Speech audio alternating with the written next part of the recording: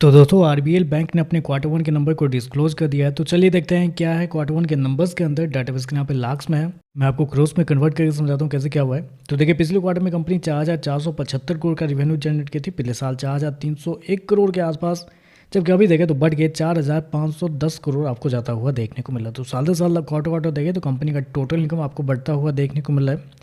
Interest income की बात करते हैं तो देखिए पिछले क्वार्टर में 3,475 करोड़ जनरेट किया था, पिछले साल 3,496 करोड़, जबकि अभी देखें तो 3,441 करोड़ आपको जाता हुआ देखने को मिला। तो साल दर साल क्वार्टर क्वार्टर देखें तो कंपनी का जो इंटरेस्ट इनकम है वो आपको इस क्वार्टर में हल्का सा गिरता हुआ देखने को मिला है। जी हाँ, कंपनी का इंटरेस्ट इनकम गिरता हुआ देखने को मिला है।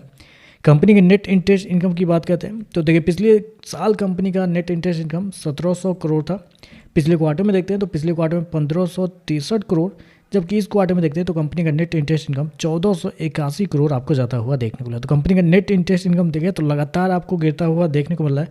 मतलब कंपनी के परफॉर्मेंस लगातार खराब आ रहे हैं, लेकिन पिछले 6 महीने में देखें तो शेयर के अंदर लगभग मतलब 150 रुपये का शेयर 270 तक आपको जाता हुआ देखने को मिला। मतलब 70-80% के आसपास की तेज़ी पिछले 6 महीने में, जबकि कंपनी के नंबर लगातार आपको कमज़ोर देखने को मिल रहे हैं।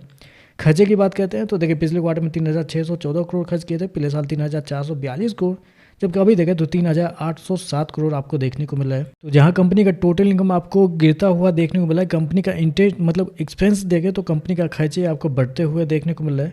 तो मतलब रिवेन्यू कम कर रहे हैं कंपनी, खर्चे बढ़ा रही है, क्या कर रही है कंपनी। प्रोविजन देखते हैं, प्रोविजन में क्या किया कंपनी ने। तो देखिए पिछले क्वार्टर में 785 करोड़ गवाए थे, पिछले साल 366 करोड़, जबकि अभी देखें तो 442 करोड़ के आसपास है। तो प्रोविजन आपको साल दर साल बढ़ा है, लेकिन क्वार्टरली बेस पे देखें तो वहाँ पे आपको गिरता हुआ देखने को मिला है। नेट प्रॉफिट की बात करते हैं तो देखिए पिछले क्वार्टर में कंपनी का प्रॉफिट 68 करोड़ के आसपास था, पिछले साल 371 करोड़, जबकि अभी देखें तो कंपनी का प्रॉफिट 200 करोड़ आपको जाता हुआ देखने को मिल रहा है। तो कंपनी का प्रॉफिट साल दर साल देखें तो साल दर साल एक बड़ी गिरावट आपको देखने को मिले, लेकिन क्वार्टरली बेस पे जाते हैं तो क्वार्टरली बेस पे कंपनी के प्रॉफिट के अंदर तेजी आपको देखने को मिले, 3 गुना बढ़ता हुआ देखने को मिला है। लेकिन बढ़ा क्यों है? क्योंकि बस प्रोविजन की वजह से बढ़ा है, कंपनी के फंडामेंटल की वजह से नहीं बढ़ा है, याद रखिएगा। क्योंकि कंपनी के जो नेट इंटरेस्ट इनकम है वो आपको गिरते हुए देखने को मिल रहा है। कंपनी ने शो कितना किया? 200 करोड़ का प्रॉफिट इस क्वार्टर में शो किया, जबकि मार्केट का अनुमान भी था लगभग 210 करोड़ के आसपास। तो यहाँ पे टोटली इनलाइन कंपनी के प्रॉफिट आपको देखने को मिल रहा है। एनपीए देख लेते हैं तो देखिए पिछले साल कंपनी का एनपीए 2.69 था, ग्रॉस एनपीए पिछले क्वार्टर में 2.60, अभी देखें तो 2.78 आपको देखने को मिला। तो ग्रॉस एनपीए आपको बढ़ता हुआ देखने को मिल रहा है। नेट एनपीए देखें तो 0.74 से गिर के 0.45 आ चुका है, जबकि पिछले क्वार्टर में 0.29 के आसपास था। तो नेट एनपीए क्वार्टरली बेस पर बढ़ता हुआ देखने को मिल रहा है। तो ओवरऑल देखें तो नंबर तो कमजोर ही कहेंगे आप, क्योंकि बैंक्स के लिए सबसे ज़्यादा इंपॉर्टेंट होता है प्रॉफिट। तो क्या है, आज नहीं तो कल कंपनी कमा ही लेगी।